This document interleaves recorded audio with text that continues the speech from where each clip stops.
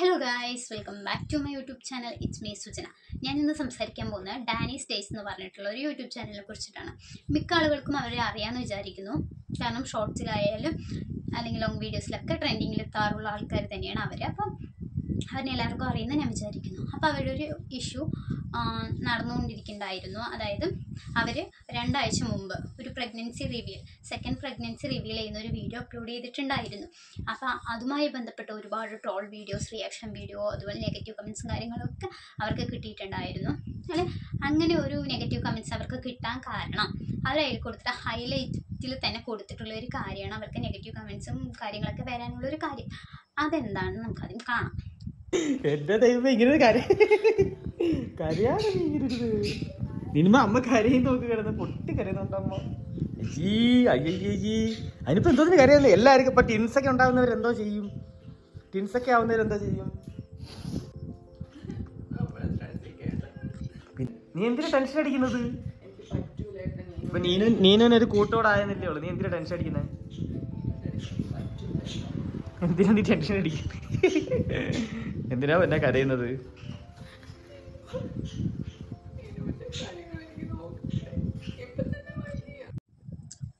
അപ്പോൾ സാധാരണ എല്ലാവരും ഒരു പ്രഗ്നൻസി റിവീൽ വീഡിയോ ഇടുന്നത് പോലെയല്ല ഇവരിട്ടിട്ടുള്ളത്. ഇവർ ഹൈലൈറ്റ്സിൽ തന്നെ കൊടുത്തിട്ടുള്ളത് ആ ലേഡി കരയുന്നത് പോലെയുള്ള വീഡിയോസാണ് ഹൈലൈറ്റ്സിൽ തന്നെ കൊടുത്തിട്ടുള്ളത്. അതാണ് കൂടുതലും ആളുകളും ശ്രദ്ധിച്ചത്. അതുപോലെ തന്നെ ആ ഒരു വീഡിയോയ്ക്ക് 2.1 മില്യൺ വ്യൂസ് കിട്ടിയിട്ടുണ്ട്. അതിനുള്ള മെയിൻ റീസൺ എന്ന് പറഞ്ഞാൽ ഇത് തന്നെയാണ്.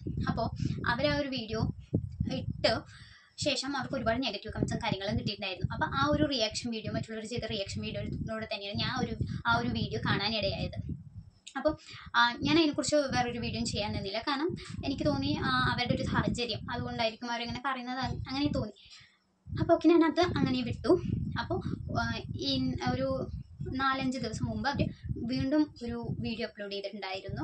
അതെന്താണെന്ന് വെച്ച് പറഞ്ഞാൽ, ഈ കമൻറ്റ് ഇട്ടവർ ഒരുപാട് പേര് വൃത്തികെട്ട കമൻസും കാര്യങ്ങളുമായിട്ട് അവരുടെ കമൻറ്റ് ബോക്സിൽ ഇട്ടിട്ടുണ്ടായിരുന്നു, റിയാക്ഷൻ വീഡിയോ ചെയ്തിട്ടുണ്ടായിരുന്നു. പക്ഷേ അവരുടെ ഭാര്യനെ കുറിച്ചും ഒരു ഏട്ടനെക്കുറിച്ചും അവരുടെ കുട്ടീനെ കുറിച്ചും കാര്യങ്ങളൊക്കെ ആയിട്ട് ഒരുപാട് മോശം കമൻറ്റ്സ് അവർക്ക് വന്നിട്ടുണ്ടായിരുന്നു. അതുമായി ബന്ധപ്പെട്ട് അവർ കേസ് കൊടുത്തതും കാര്യങ്ങളുമായിട്ടുള്ള ഒരു വീഡിയോസും അവർ ചെയ്തിട്ടുണ്ടായിരുന്നു കേട്ടോ. ഏതൊരു വ്യക്തി ആ ഒരു വീഡിയോ കണ്ടാലും ഇതുപോലെ കരയുന്നത് കണ്ടാലും അവർ വിചാരിക്കും പിന്നെ എന്തിന് ഈ പണിക്ക് നിൽക്കാൻ പോയി എന്നുള്ള രീതിയിൽ തന്നെയായിരിക്കും മിക്ക ആളുകളും ചോദിച്ച് കമൻറ്റ് ബോക്സിൽ വന്നിട്ടുണ്ടാവുക. അവരവരുടെ ഒരു സിറ്റുവേഷൻ പറയുന്നു, പക്ഷെ അവരുടെ അതേ മൈൻഡ് സെറ്റിലായിരിക്കണം മറ്റുള്ളവർ കാര്യങ്ങൾ എടുക്കാമെന്ന് വിചാരിക്കാൻ പറ്റില്ല. അപ്പോൾ അവരുടെ അവസ്ഥ അവർക്ക് മാത്രമേ മനസ്സിലാവുള്ളൂ, അല്ലെങ്കിൽ അവരുടെ സ്ഥാനത്ത് നിൽക്കുന്ന മറ്റുള്ളവർക്ക് മാത്രമേ അവരുടെ ഒരു അവസ്ഥ മനസ്സിലാക്കാൻ സാധിക്കുള്ളൂ. ഇത്രയും ഫോളോവേഴ്സും സബ്സ്ക്രൈബേഴ്സും ഉള്ള ഇൻഫ്ലുവൻസേഴ്സാണ് ഇവർ. അപ്പോൾ ഇവർക്ക് അറിയാവുന്ന കാര്യമാണ് ഒരു വീഡിയോ അപ്ലോഡ് ചെയ്യുന്ന സമയത്ത് അതിന് നമുക്ക് എങ്ങനെയുള്ള നെഗറ്റീവ് കമൻറ്റ്സ് വരും, അല്ലെങ്കിൽ എങ്ങനെയൊക്കെ അതിനെ വളച്ചൊടിക്കും എന്നുള്ള കാര്യങ്ങൾ അറിയാവുന്നതേ ഉള്ളൂ. കാരണം എന്തെങ്കിലും ഒരു പ്രശ്നം കിട്ടുമ്പോൾ അതുമായി ബന്ധപ്പെട്ട് വീഡിയോ ചെയ്യാൻ നിൽക്കുന്നവരാണ് ഒരുപാട് പേര്. റിയാക്ഷൻ വീഡിയോ ഇടുന്നവർക്കും അതുമായി ബന്ധപ്പെട്ട വീഡിയോസ് ഇടാൻ നിൽക്കുന്നവരാണ്. അപ്പോൾ അവർ അതിനെന്തായാലും വളച്ചൊടിക്കും. ഇതുപോലെ 2-3 ഫാമിലിയിലും ഓരോ പ്രശ്നങ്ങൾ വരുമ്പോൾ അതിനെ വളച്ചൊടിച്ച് ഒരുപാട് വീഡിയോസ് ഇറങ്ങിയിട്ടുണ്ടായിരുന്നു. അതൊക്കെ ഇവർ കണ്ടിട്ടുള്ളതായിരിക്കും. അപ്പോൾ ഒരു വീഡിയോ അവർ അപ്ലോഡ് ചെയ്യുമ്പോൾ ചിന്തിക്കണമായിരുന്നു ഈ ഒരു വീഡിയോ. അപ്പോൾ അവർക്ക് ആ ഒരു പോർഷൻ കട്ട് ചെയ്തിട്ട് വേണമെങ്കിൽ അവർ ഹാപ്പി ആയിട്ടുള്ള മൊമെൻറ്റ്സ് മാത്രം ഇടായിരുന്നു. ഇതിൽ അവർ ആ ഒരു കരയുന്ന ഒരു പോർഷൻ ഇട്ടത് കൊണ്ട് മാത്രമാണ് അവർക്ക് ഇത്രയും നെഗറ്റീവ് കമൻറ്റ്സ് വരാനായിട്ട് കാരണം. ഞാൻ അവരുടെ കുറ്റം പറയില്ല. ആ ഒരു ലേഡി അവരുടെ സിറ്റുവേഷൻ അല്ലെങ്കിൽ അവരുടെ അപ്പോഴത്തെ ഒരു മാനസികാവസ്ഥ അതാണ് അവർ കാണിച്ചിട്ടുണ്ടായിരുന്നത് അല്ലെങ്കിൽ പറഞ്ഞിട്ടുണ്ടായിരുന്നത്. പക്ഷേ അതുപോലെ തന്നെ എല്ലാവരും എടുക്കണമെന്നില്ല.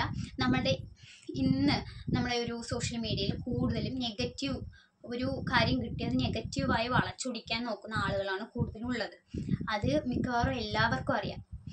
അതിൻ്റെ ഇടയിൽ ഇങ്ങനെ ഒരു വീഡിയോ ഇവരായിട്ട് തന്നെ വീഡിയോ കണ്ടന്റ് അവരായി തന്നെ ഇട്ടുകൊടുത്തതായിട്ടാണ് എനിക്ക് തോന്നിയത്. എനിക്ക് അങ്ങനെയാണ് കേട്ടോ ഫീൽ ചെയ്തത്. ഞാൻ എന്താ ഇങ്ങനെ പറയാനുള്ള കാരണം എന്ന് വെച്ചാൽ, നമ്മളിപ്പോൾ നമ്മുടെ വീട്ടിലൊരു ഫാമിലിയിൽ എന്തെങ്കിലും ഇഷ്യൂ നടക്കണം, നമ്മൾ കൂടുതലും അത് യൂട്യൂബിൽ വന്ന് പറയാനായിട്ട് ശ്രമിക്കാറില്ല. കാരണം ഒരുപാട് പേര് കാണുന്ന ഒരു പ്ലാറ്റ്ഫോമാണ് ഈ യൂട്യൂബ് എന്ന് പറയുന്നത്, ഈ സോഷ്യൽ മീഡിയ എന്ന് പറയുന്നത്. അപ്പം നമ്മളുടെ ഹാപ്പി മൊമെൻറ്റ്സ് മാത്രമാണ് കൂടുതൽ ആളുകൾ ഇതിലേക്ക് എത്തിക്കാൻ നോക്കുന്നുള്ളൂ. അല്ലാണ്ട് അവരുടെ വീട്ടിലുള്ള പ്രശ്നങ്ങളോ അല്ലെങ്കിൽ ഫാമിലി ഇഷ്യൂസോ കാര്യങ്ങളോ ഒട്ടുമിക്ക ആളുകളും എത്തിക്കില്ല. കാരണം അവർക്കറിയാം അത് വളച്ചൊടിച്ച് ഓരോന്ന് വരുന്നതിൻ്റെ രീതി അവർക്കറിയാം.